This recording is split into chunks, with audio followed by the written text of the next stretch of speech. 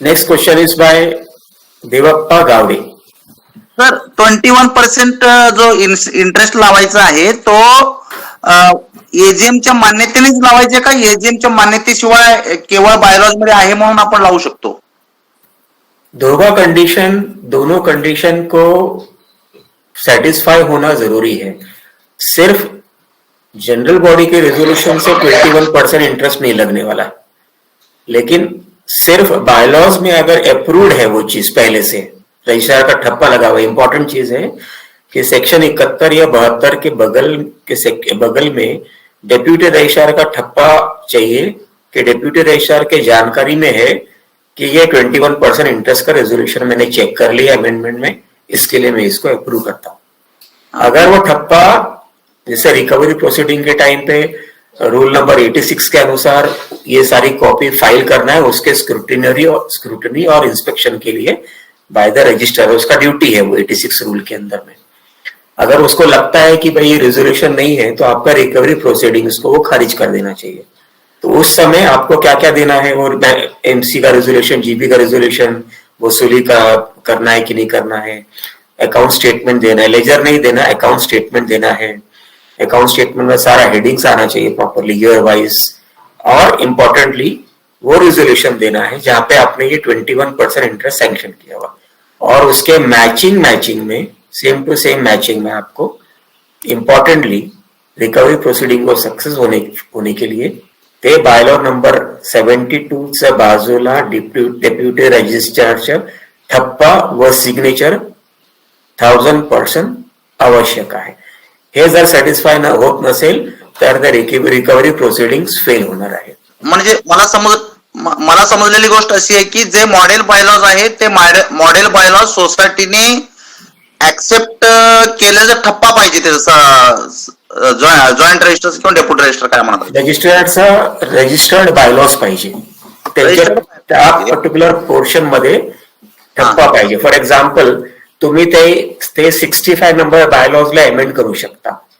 आता माझ्याकडे जे कॉपी आहे त्याला एम पर्यंत आहे, म्हणजे 12 आयटम आहे. हो हो ठीक आहे. ते तुम्ही असं म्हटलं की एन पण ऍड करतो मी, ओ पर्यंत ऍड करतो, 14 आयटम ऍड करतो, 15 आयटम ऍड करतो, तर तुम्ही ते अमेंड करून ऍड करा. पण अमेंड केल्यानंतर त्या अमेंडमेंटच्या बाजूला साहेबांची सिग्नेचर आणि ठप्पा लागणारच आहे, तरच ते लिगली इन्फोर्सेबल होणार. अच्छा, मला कसं की आता मॉडेल बायलॉज जसं जर एखाद्या सोसायटीने अडॉप्ट केलं आणि आपण म्हणतो तसं ठप्पा वगैरे लावलं त्याला, परंतु त्यांनी 21%च आपल्याला इंटरेस्ट लावायचा आहे म्हणून त्यांनी असं रेझोल्युशन घेतलेलं नाही, तरी ते 21% लावू शकतात जे अडॉप्टेड मॉडेल बायलॉज आहेत? नाही सर, नाही.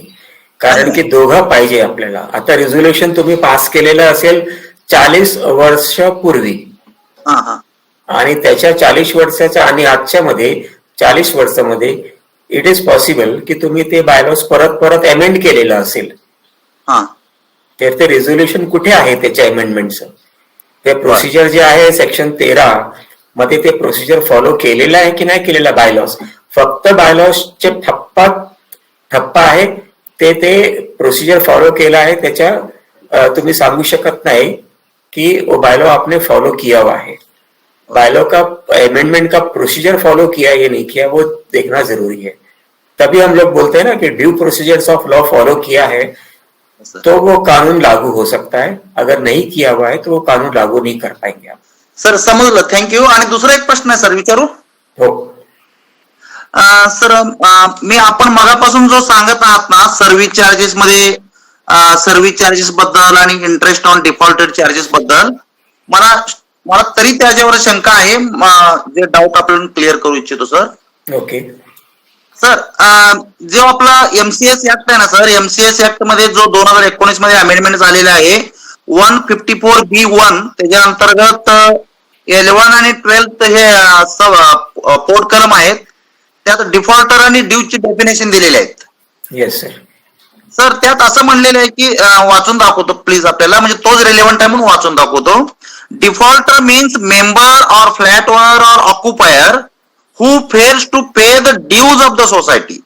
सर, आणि ड्यूज मध्ये म्हणलेलं आहे means the amount payable by member or flat owner to the society demanded by the society वगैरे वगैरे.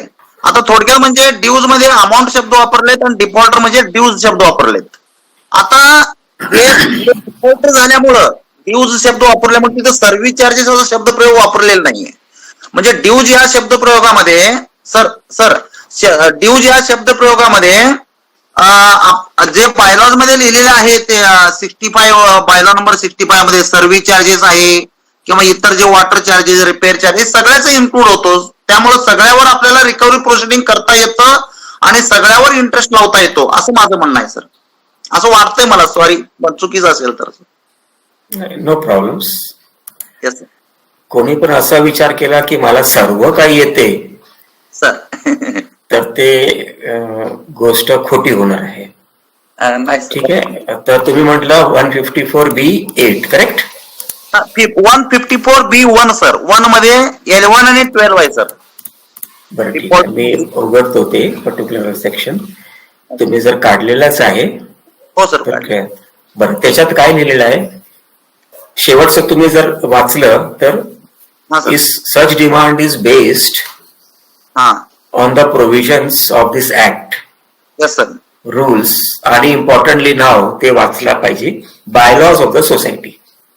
हो सर. हो सर. दैट मीन्स एक्ट के अंदर में सर्विस चार्जेस कहीं पे भी नहीं लिखा हुआ. You agree with it? Yes sir. हा ठीक आहे. ऍक्ट मध्ये पाहिला का कुठे सर्व्हिस चार्जेस म्हणून असेल? नाही वाचलं सर. नाहीये कुठंच. कुठे पण नाही. रूल्स मध्ये पाहिला का साहेब? नाहीये सर. बरं. तर आता ते सर्व्हिस चार्जेसचा डेफिनेशन कुठे भेटतो तुम्हाला? बायलॉज मध्ये आहे सर ते. तर हा ड्यूज काय म्हणतो? Dues means demand based on provisions of bylaws. What is the provision of bylaw? Bylaw number 65, 66 and so and so. So the provision of the bylaw has to be followed because the word bylaws of the society ते subsection 12 मध्ये लिहिलेलं आहे. Dues means demand based on provisions of the bylaws. बरोबर आहे साहेब? हो sir. तुमचा असा प्रश्न आहे तुम्ही ते लास्टच्या शेवटचं 3 वर्ड नाही वाचलेलं होता म्हणून ते कन्फ्युजन झालेलं होतं. हो सर. पण प्रोव्हिजन्स ऑफ द बायलॉज, आता प्रोव्हिजन्स ऑफ द बायलॉज मध्ये काय लिहिलंय आहे साहेब? बायलॉज मध्ये काय लिहिलंय ते तरी वाचायला लागेल आपल्याला. हो सर. सांगतो ना सर. ऐका ना. एक सर आपण म्हणतो की प्रॉपर्टी टॅक्स बद्दल माझं कन्सेप्ट क्लिअर आहे. ते काय आपण भरपूर डिस्कस केलं, त्याबद्दल काही शंका नाहीये सर. वॉटर चार्जेस आहे, common electricity charges, repairs and maintenance. माझ्याकडे बायलॉज नंबर 65 आहे. त्यात नॉन एग्रीकल्चर टॅक्सेस वर भरपूर सांगितलेले आहेत. तर आपलं रिलेव्हंट आहे सर्व्हिस चार्जेस आणि interest on the defaulted charges. या 2 मुद्द्याबद्दल बोलतोय मी. हे सगळं मिळून ड्यूज होते असं माझं म्हणणं आहे सर.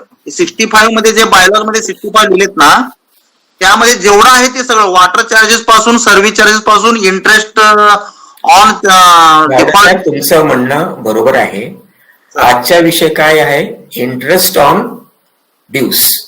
हा सर तेच बोलतोय सर मी पण. तो इंटरेस्ट ऑन ड्यूजचा मतलब काय आहे? तुमचे सर्व्हिस चार्जेस तुमचे ड्यूज आहे, बाकी तुमचे ड्यूज आहे ते बरोबर आहे, पण ते ड्यूज वर तुम्ही इंटरेस्ट लावू शकत नाही. पण बाकी सर्व्हिस चार्जेस वर तुम्ही इंटरेस्ट लावू शकतो. प्रॉपर्टी टॅक्स तुमचे ड्यूज आहे बरोबर आहे, पण त्याच्यावर इंटरेस्ट तुम्ही लावू शकत नाही, पण ते वसुली करता होईल. Yes sir. Yes sir. Service charges तुमचं ड्यूज आहे ते तुम्हाला वसुली करता होईल. प्रॉपर्टी टॅक्स वर इंटरेस्ट तुम्ही लावू शकत नाही कारण की ते बायलॉ 66 मध्ये लिहिलेलं आहे. हो सर. हो. म्हणजे इंटरेस्ट आणि ड्यूज हे 2 वेगवेगळे आहे. अच्छा. इंटरेस्ट पण तुमचं ड्यूज आहे, पण इंटरेस्ट तुम्ही कुठल्या खात्यावर, कुठला हेड ऑफ अकाउंट्स वर लावू शकतो त्याचं वर्णन कुठे दिलेलं आहे? ते 66 मध्ये दिलेलं आहे सर.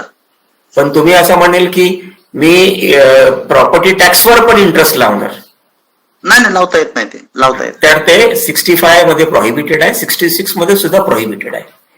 कारण की हे दोघांमध्ये लिहिलेलं स्पष्ट interest on charges of the society.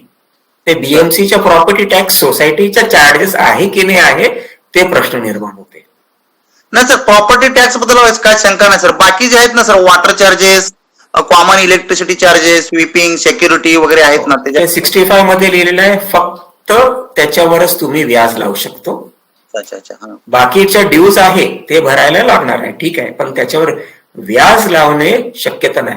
आता हे तुमचे जे प्रश्न आहे ते मेजॉरिटी ऑफ द सोसायटीज न समजून हो ते सर्वांवर इंटरेस्ट लावतात. हा, सगळ्या अमाऊंटवर लावतात सर ते. हा, आणि डेप्युटी रजिस्ट्रार किंवा तुमचे जे अधिकारी आहेत ते पण ओव्हर स्मार्ट आहे हो हो. किंवा ओव्हर सुस्त आहे म्हणायला पाहिजे, हा, की ते हे समजून घ्यायला तयार नाही आहे. तयार नाही आहे सर. Yes sir. आणि ते काय म्हणतात, त्यांच्या एक व्हेरी फेवरेट डायलॉग आहे, हा. मी माझ्या अधिकारीने ऑर्डर पास करतो कारण की मी कॉन्स्टिट्युशनल अथॉरिटी आहे. हो all government servant are constitutional authority. म्हणा ज्याला सिक्का लावायचे अधिकार दिला आहे, ते आपला अशोका सिक्का, त्याला म्हणतात कॉन्स्टिट्युशनल अथॉरिटी. बर. तर तो म्हणतो मी कॉन्स्टिट्युशनल अथॉरिटी आहे, मला अधिकार आहे सिक्का लावायला, माझ्या सिक्कावरून मी काय ऑर्डर देतो मी देतो, तुम्हाला जर त्रास असेल पुढे जावा, आगे बढो.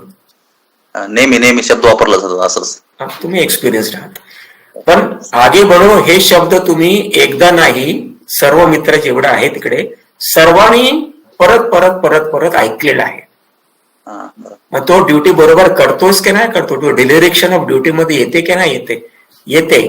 पण त्याच्यावर कार्यवाही कोण करणार, तर डिपार्टमेंटलच करणार, अधिकारी, त्यांच्या सिनियर अधिकारी. हो सर, मंत्रालयात एन्क्वायरी पण होऊ शकते सर. त्यांना आणि ते मंत्रालयापर्यंत अधिकारी जे आहे त्याला पण साहेब सॅडली त्याला पण टाइम वगैरे नाही आहे. हो सर, हो सर, आणि बरोबर. ते म्हणतात पुढे जावा. आता पुढे कुठे जाणार, हायकोर्टला जाणार. High court is already overloaded, supreme court is also overloaded. तुमच्याकडे तेवढे पैसे नाही, आउटस्टँडिंग ड्यूज द्यायला 1000 रुपये नाहीये, कोर्टातलं तुम्ही 50,000 रुपये कुठे खर्च करणार साहेब. Yes sir, yes sir. तो अवेअरनेस क्रिएट केलं म्हणजे सोसायटी चालवायची तुमची घरची स्वतःची खेती नाहीये, स्वतःची दुकानदार, किराणा दुकानदार नाहीये. बायलॉज प्रमाणे, कानून कायद्याप्रमाणे चालवायला लागेल. जर तुम्ही नाही चालवत असेल म्हणजे हे समजायला पाहिजे आपल्याला स्पष्ट की तुम्ही जाणबुजून करतात किंवा मस्ती मजाक मध्ये करतात. आय मीन मस्ती मजाकचे वर्ड वेगवेगळे आहे, पण मी सॉफ्ट वर्ड युज केलेला आहे. बरोबर आहे. Okay, thank you mister Gowda for joining it. Sir thank you sir, thank you sir. दोन्ही मुद्दे क्लिअर झाले. Next question is by mister Premji Charla. Premji चारला. सर नमस्ते. नमस्कार साहब. मेरे बिल में चार्ज भी लगाते, इंटरेस्ट एरियस भी लगाते, कभी कभी प्रिंसिपल में और भी एक्स्ट्रा लगा देती है. अच्छा, दूसरी बात, जो मैं चेक से पेमेंट कर रहा हूँ बाय रजिस्टर पोस्ट से, वो मेंटेनेंस चार्ज जगह जो चेक दे रहा हूँ वो एक्सेप्ट करते नहीं है. और आप जब ये बताया अभी लीगल चार्ज है, कुछ बिल के अंदर seeking fund, legal charge, other charge, उसका भी इंटरेस्ट लगा देते हैं साथ में, तो उसके बारे में क्या हो सकता है? लीगल चार्जेस तो आपका सर्विस और मेंटेनेंस का जो सर्विस चार्जेस है उसके हेड के अंदर कवर्ड है बायलॉ नंबर 65 पे. तो जो सोसाइटी का जो कॉमन लीगल चार्जेस है उस पर तो ब्याज नहीं लगना है. और अगर सोसाइटी का कॉमन लीगल चार्जेस नहीं है तो वो आपसे आपके बिल में नहीं लगा सकते और उस पर ब्याज भी नहीं लगा सकते. कॉमन एडवोकेट के लिए लीगल चार्ज करके कुछ एक कॉलम रखा है, 100 रुपीज पर मंथ बिल में लीगल चार्ज. वो अलग से बिल में नहीं आता है क्योंकि वो लीगल चार्जेस है, it has to be covered under service charges. अच्छा, अलग से नहीं लगा सकते आप. अलग से लगाने का मतलब ये हो गया कि हर मेंबर को काम हो या नहीं हो लेकिन सर्विस चार्जेस लगता जा रहा है. ये सब चीजें आपको बजट प्रोजेक्शन शीट में प्रॉपरली दर्शाया जाता है, रिकॉर्ड किया जाता है, प्रोजेक्ट किया जाता है, तभी आप लगा सकते हैं. ज्यादा इंटरेस्ट लगा रहे, एरियस लगा रहे, प्रिंसिपल लगा रहे, ऐसा बोले तो मारवाड़ी भाषा में बोले तो कंपाउंड इंटरेस्ट भी लगा रहे, जो मर्जी आया वो लगा देते, ऐसा है. सर अगर आपको तकलीफ है तो रजिस्ट्रार के पास में जाने के बजाय आप कंज्यूमर कोर्ट में मैटर फाइल करो. आपने जितना बताया मुझे ऐसा लगता है कि आपको वहां पे 1000% सक्सेस मिलेगा, 100% नहीं 1000% सक्सेस मिलेगा. ओके, थैंक यू मिस्टर चारला for joining in. Thanks. Next question is bye Rupal Kothari. Rupal Kothari. नमस्ते सर. सर एडमिनिस्ट्रेटर ने जो रिपेयरिंग स्ट्रक्चरल डैमेज का जो अमाउंट है जो उन्होंने कॉन्ट्रैक्टर को दे दिया था, उसके पर सोसाइटी 21% इंटरेस्ट लगा के बिल बना सकती है क्या, रिकवर कर सकती है क्या, और बिल भी बना सकती है? Repair and maintenance charges structural damage का जो अमाउंट था, स्ट्रक्चरल डैमेज जो बायलॉज में चेक करिए कि वो सर्विस चार्जेस के अंदर ये सब चीजें आती है या नहीं आती है, वो देखना होगा आपको। नहीं सर, वो पूरा स्ट्रक्चरल डैमेज का ही अमाउंट है, क्योंकि जो रिपेयरिंग स्ट्रक्चरल डैमेज जो हुआ था, बीम्स और पिलर्स में बहुत बड़े बड़े क्रैक्स थे और बीम नीचे आ गया था, वो सब रिपेयर हुआ था। उन्होंने इंस्पेक्शन किया था एडमिनिस्ट्रेटर ने, और फिर उन्होंने कोटेशन देख के रिपेयर करवाया था, और उसका जो पैसा था उनको कॉन्ट्रैक्टर को देने का, वो उन्होंने चेक से दे दिया था कॉन्ट्रैक्टर को, सोसाइटी के अकाउंट से डायरेक्ट। तो फिर वो चला गया, तो वो सोसाइटी ने वो अमाउंट का हमारे नाम पे बिल बनवाया, और उसके ऊपर अभी 21% इंटरेस्ट लगा रही है। Instead of going for recovery before, he put interest on interest, bill बनाते थे इंटरेस्ट के ऊपर इंटरेस्ट डाल के। फिर एडमिनिस्ट्रेटर आया, तो एडमिनिस्ट्रेटर ने हमको नोटिस देके वो सिंपल इंटरेस्ट लगा के पैसा हमने सब भर दिया, और जो स्ट्रक्चरल डैमेज का जो अमाउंट था जो कॉन्ट्रैक्टर को उन्होंने दे दिया था, उसके पर सोसाइटी ने 21% इंटरेस्ट लगाया। वो लगा सकती है क्या? इंटरेस्ट नहीं लगा पाएंगे वो चीज के ऊपर। अगर बायलॉज के हिसाब से स्ट्रिक्टली अगर हम लोग को समझने का है, तो सर्विस चार्जेस के ऊपर इंटरेस्ट लगेगा, बाकी कोई भी आइटम के ऊपर इंटरेस्ट लगाने का बायलॉज में नहीं लिखा हुआ है। Okay okay okay, thank you sir. Thank you. Mister Kirti Shah, एक छोटा क्वेश्चन है कि ईयर एंडिंग के टाइम पे जो इंटरेस्ट के साथ में अमाउंट है, उसको अगले साल से वो प्रिंसिपल अमाउंट पे पकड़ के सीधा बिल बनता है, 1 साल के बाद का जो बनता है तभी। मतलब तो पे इंटरेस्ट और प्रिंसिपल अमाउंट का जो भी अमाउंट निकलता है, मानो 50 रुपया प्रिंसिपल हो गया, 50 रुपया इंटरेस्ट हो गया, ईयर एंडिंग में 100 रुपया बैलेंस हो गया। आपका कहना ऐसा है कि उस 100 रुपए के ऊपर वापस इंटरेस्ट लगाना चालू करना, ये आपका प्रश्न है? हाँ हाँ। मोरे साहेब, तुम्ही मदत करणार का ह्याच्यासाठी जवाब द्यायला प्लीज? नाही सर, मला यातलं एवढं आलेलं नाही केस। कविता मैडम, आप जानकार लगते हो, आप कुछ हेल्प कर सकते हैं इसमें? बेसिकली सिर्फ प्रिंसिपल पे लग सकता है, इंटरेस्ट के ऊपर इंटरेस्ट कभी नहीं लगता, और इट्स अ सेपरेट हेडिंग, नहीं लग सकता। और वो हाँ कंपाउंड हो जाएगा वो, तो वो नहीं लग सकता। In a way it will also compound principal and interest के ऊपर। आपने एक बार इंटरेस्ट लगाना शुरू कर दिया, शायद पार्ट या full, you can't do that, वो नहीं कर सकते। आपके बातों से ऐसा लगता है कविता मैडम कि इनकी सोसाइटी जो है वो एक बनिया की दुकान की तरह चल रही है। एक वो value, it's not, it's like you said, no profit no loss. Credit card में चलता है ये बैंकिंग सेक्टर में चलता है, लेकिन यहाँ पे नहीं चलता है। मोरे साहेब, काय कमेंट तुमचं? I want some comment from you also. More साहेब इज एन ॲडव्होकेट. माझ्या हिशोबात तर साहेब नाही लावायला पाहिजे, बेसिक वरच त्यांना करायला पाहिजे. जो बॅलन्स त्यांचा ड्यू आहे, इंटरेस्ट वर त्यांना नाही लावता येणार. तांडेल साहेब, आपलं काय मत आहे का ह्याच्यात? मागच्या वर्षाचा इंटरेस्ट रेटच्या खाली जायला पाहिजे, प्रिन्सिपल प्रमाणे ओढला पाहिजे, आणि इंटरेस्ट प्रिन्सिपलच घेतला पाहिजे. तो इंटरेस्ट त्या प्रिव्हियस इंटरेस्ट मध्ये ऍड होत चालेल, परंतु प्रिन्सिपलवरच इंटरेस्ट येत राहिला पाहिजे. Okay. So now that all our three friends have said, कीर्ति शाह साहब, कि ब्याज ईयर एंडिंग पे जो ब्याज प्लस इंटरेस्ट है, तो ब्याज का तो उस पर इंटरेस्ट नहीं लगेगा, लेकिन प्रिंसिपल के ऊपर आपका इंटरेस्ट लगता जाएगा. ब्याज के ऊपर ब्याज का इंटरेस्ट लगाए तो कंपाउंड इंटरेस्ट हो जाता है. तीनों एक्सपर्ट्स ने यही कहा है.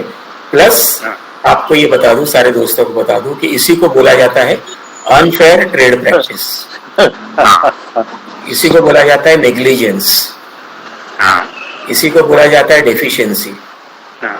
हर 3 महीने को बिल बनता है, तभी वो अलग अलग सेपरेट लिखेला होता है, लेकिन ईयर एंडिंग के बाद में अगले साल नया बनता है अप्रैल में, तभी वो पूरा अमाउंट को एज ए प्रिंसिपल लेते हैं.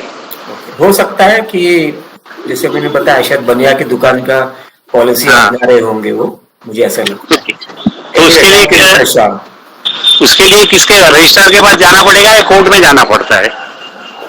आप कोशिश शुरुआत रजिस्ट्रार से कर लीजिए. हाँ.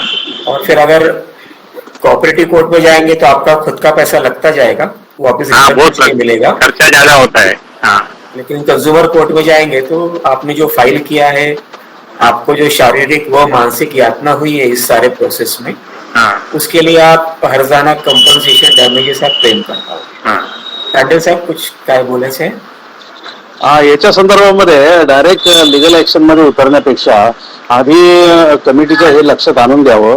सेकंड थिंग, आता कमिशनर साहेबांनी जे तंटामुक्ती अभियान सुरू केलं आहे त्या प्लॅटफॉर्मवर फेडरेशन, ऑडिटर, कमिटी मेंबर्स आणि नॉन कमिटी मेंबर्स यांच्या संयुक्त मीटिंग मध्ये हा विषय घेऊन धसास लावला पाहिजे.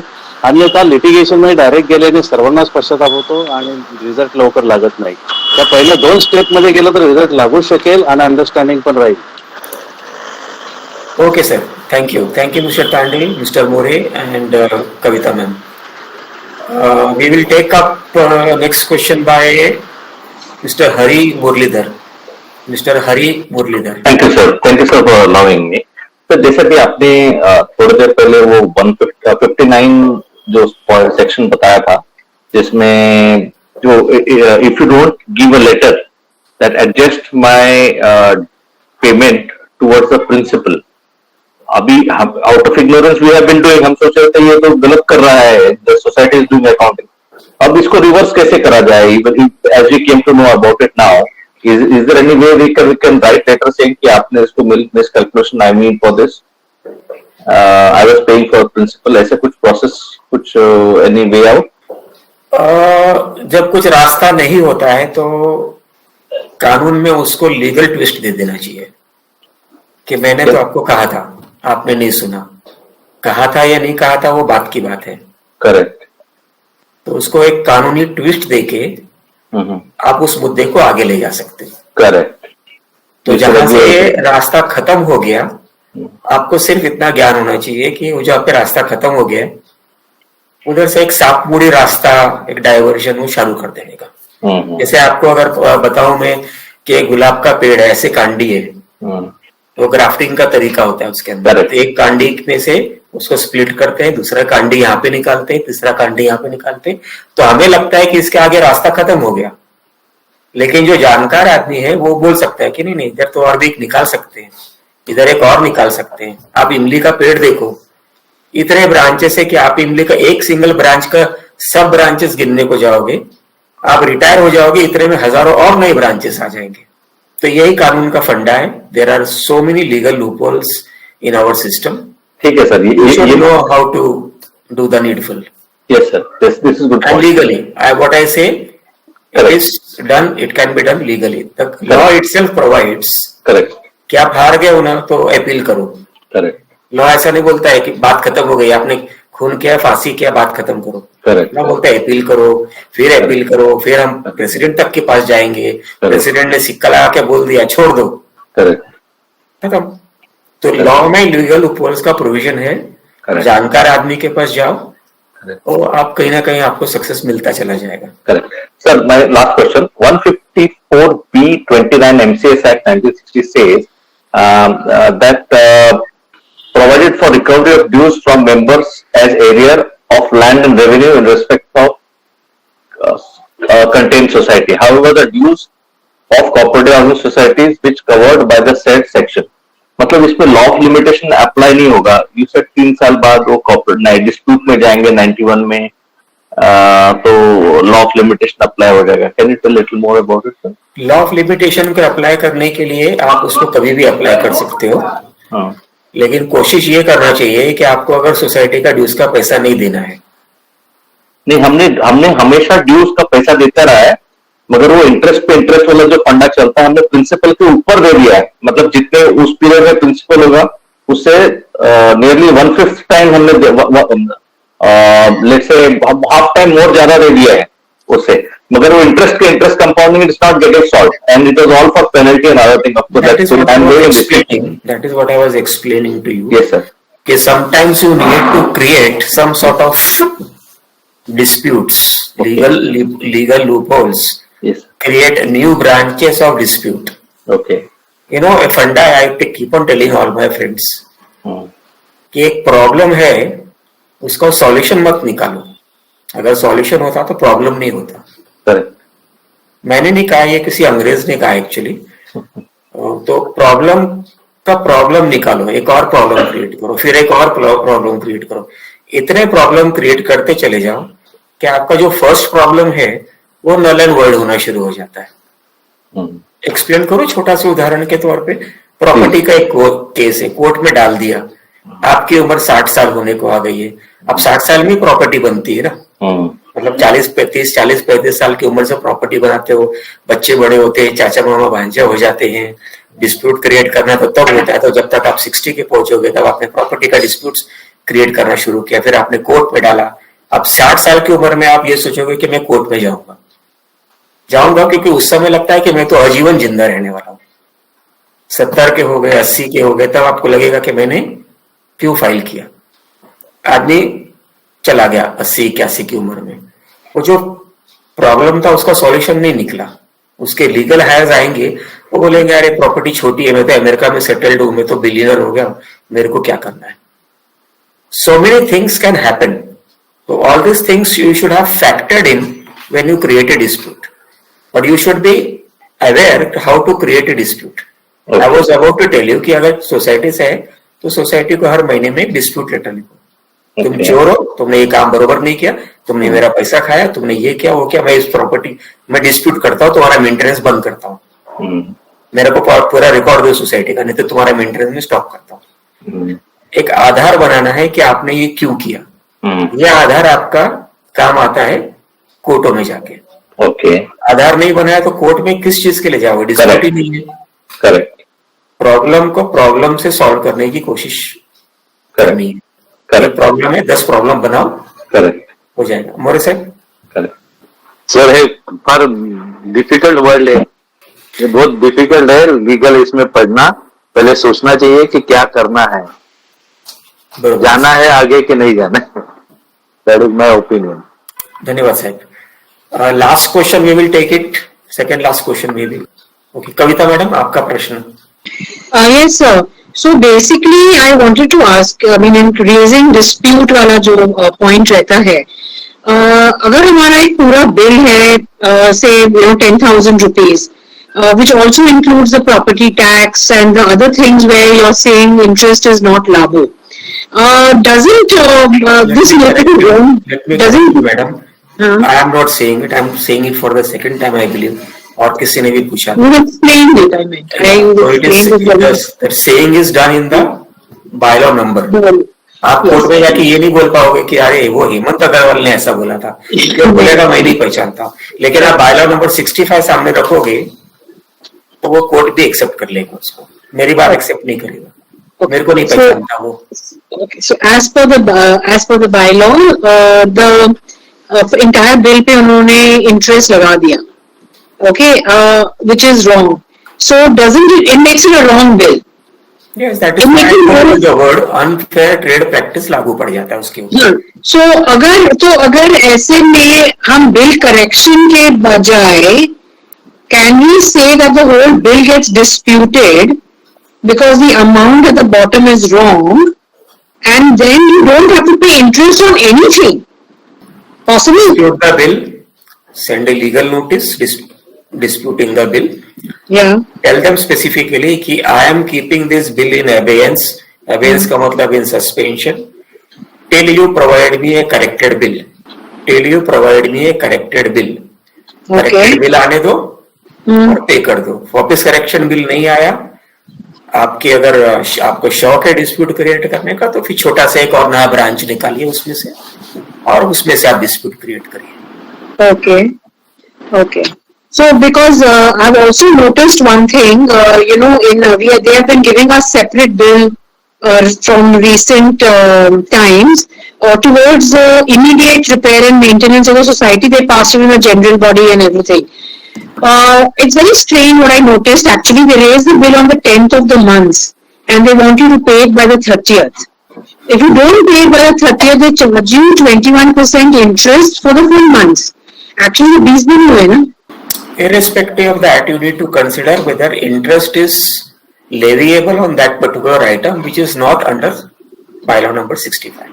But they passed it in the general body.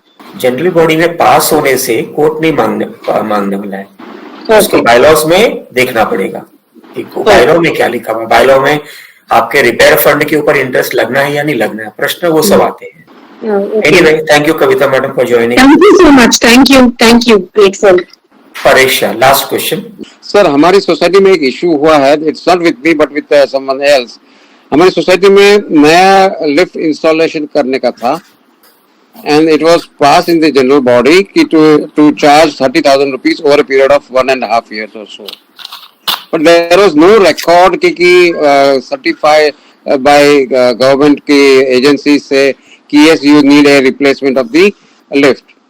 So one of the members did not pay only the lift jo ka contribution tha lift for the new installation of the new lift. So he did not pay. तो उसका interest पे interest जमा, मतलब not cumulative interest but simple interest. Lift का installation का cost था करीब 30,000 रुपये पर मेंबर और उसका जो इंटरेस्ट आया वो करीब 25,000 रुपये आया सर. तो एंड एज ऑन डेट वो लिफ्ट भी इंस्टॉल नहीं हुआ है सर. वो रुपया उठा के फिक्स डिपॉजिट में डाला है and the member was asked to pay 21% interest because उसको कुछ लीगल पेपर्स उसका अटका था. तो at the gun point member ने एमसी ने बोला कि तुम ये इंटरेस्ट पे करो तो ही तुम्हारा ये काम होगा. So that poor fellow had to pay the interest and then the work done. And as on date, वो usual दादागिरी, शाह साहब, there is a usual दादागिरी in all the societies. Yes sir. Nothing surprising in that. Yes sir. So interest तो नहीं लगा सकते, ये तो पक्की बात है. नहीं लगा. मैंने आपको आज टुकड़ों में बताया कि इंटरेस्ट किस पर्टिकुलर आइटम पे लगेगा. जी. मोरे साहब क्या बोले चाहेगा? सर, मेरा एक सजेशन है, I don't know whether it is there or not, कि हर सोसाइटी में जो सॉफ्टवेयर लगाया जाता है तो I think they deduct all this things whatever the 65 और 66 says service charges. I don't know whether it is right or wrong but we have to check that also कि जो automated bill निकलता है हर महीने हर members के लिए. Anybody जे computer accounting agencies आहे, okay, they are also just like this अधिकारीज. या ठीक है, उनको बॉदरेशन नहीं, हमने लगा दिया, उनका क्या जाता है वैसे भी. तो हमने सारी चीजों पे कैलकुलेट कर लिया. राइट. अब अगर आप उनको ये बोलो कि आपका ये सॉफ्टवेयर ये हिसाब से रॉन्ग है तो आपको क्या बोलेंगे? नहीं कुछ नहीं, वो रजिस्ट्रार सैंक्शन कर देता है रिकवरी के लिए. वो तो है सर. हाँ, तो वो चलता है. So sir, in my case, I mean the case which I have mentioned, the person has to go to the registrar office for redressal, right sir? No, this is a dispute. Yes. तो dispute registrar के office में नहीं सुनवाई होती है. नहीं, वो तो या तो कंज्यूमर कोर्ट में फाइल करो जो सबसे बेस्ट है जी. और वक्त है तो कोऑपरेटिव कोर्ट में फाइल करो. तो यहाँ पर 3-4 साल तो निकल जाते हैं सर आराम से सर. ये प्रॉब्लम यही है सर. अपने को क्या फर्क पड़ता है, कल से कौन से अपन कल के कल निकलने वाले हैं. वो बात अभी तो मैंने आपको उदाहरण दिया कि 60 साल की उम्र में आपने अगर केस फाइल करने की हिम्मत करते हो तो आपको उस समय समझ लेना चाहिए था ना. जैसे तांडल साहब ने बताया कि डिस्प्यूट शुरू होने के पहले सॉल्व करने की कोशिश कर लो ना, एक बार बैठ के बातचीत. अपने बड़े बुजुर्ग क्या कहते थे जी, पंचायत लगती थी एक जमाने में, बड़े बुजुर्ग बैठा करते थे, सॉल्व हो जाता था. और नहीं सॉल्व होता था तो फिर लाखों रुपए खर्चे हो जाते थे कोर्ट कचहरी वगैरह वगैरह में. ये तो आपने भी सुना है. जी बिल्कुल. तो आज के दिन में हम लोग को क्या होता है, मी त्याला सोडणार नाही समझते ना सर. थोड़ा बहुत सब जगह ईगो आ जाता है सर. मनी पावर है, मनी पावर, ईगो है, इंटेलिजेंस बढ़ गया है, कुछ कर दिखाने की फितरत आ गई है. और भले वो अपना भाई हो, बहन हो या कुछ भी हो, तो वो चल रहा है सब. I am one about you.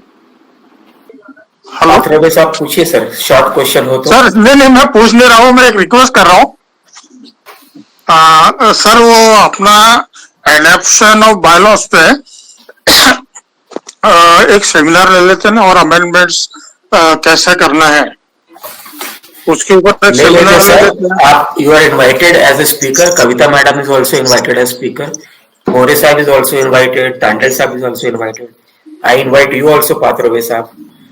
Yeah, we are always there sir with you. So next Saturday आपका सेशन मिस्टर पात्रोवे? नहीं सर, अभी एक महीना नहीं. यही बात आती है कि मैं किसी से भी पूछता हूँ कविता मैडम कर देते हैं. I'm open for anything. When I miss the live session, I see the recording online. But I'm open for all the sessions. They're very interesting topics. And I think जो आप कह रहे हैं amendment and adoption में आज तक confusion है. So अगर कर सकेंगे तो it will be very helpful. कौन करेगा madam? Who will bell the cat? नहीं आप ये मत बोलिए कि मुझे ही बेल करना है, क्योंकि मैं कर ही रहा हूँ, कुछ ना कुछ तो मैं कर ही रहा हूँ मैम। मैं भी कर रही हूँ, बहुत कर रही हूँ। लेकिन मुझे सबका विचार है तुमसे हेल्प करता मेरा। नहीं सर, वो मेरा सब्जेक्ट ज्यादा इतने इसमें एक्सप्लोर नहीं किया है।